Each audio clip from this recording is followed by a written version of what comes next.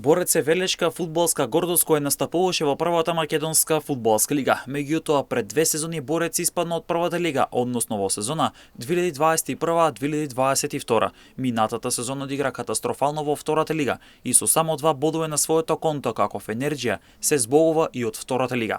Тоа беше шок за цел Велес, за сите велешени, за сите кои го сакаат клубот, за врените навивачи, нивниот миленик да настапува во трета лига Југ.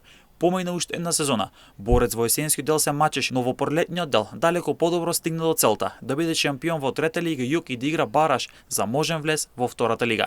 За противник во баражот Борец го доби шампионот на трета лига Запад, екипата на Влазереми од Кичево. Тренерот на Борец, Љупчо Димитковски Гањо, верува во триумф во баражот, бара и очекува поддршка од навивачите во Битола, каде ќе се игра баражот. Димитковски е тренер со искуство во македонскиот фудбал, а сега неговиот тим, откако ја оствари основната цел да биде шампион во трета лига Југ, следува нова цел, триумф во баражот, бидејќи Борец е на 90 минути да заигра по една година одново во втората лига.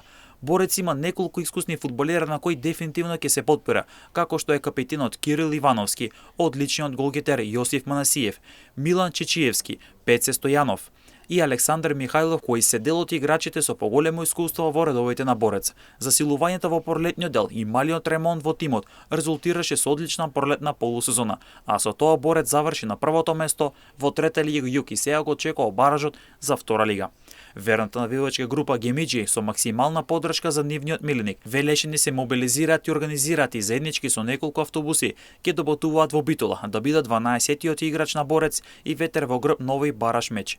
Велазериме е шампион во трета лига Запад, екипа која лани беше шампион и играше бараш, но загуби од Башкиме од Куманово кој е веќе второлигаш. Бараш над преверот меѓу Борец и Влазериме се игра на стадионот Петар Милошевски во Битола во сабота од 17 часот.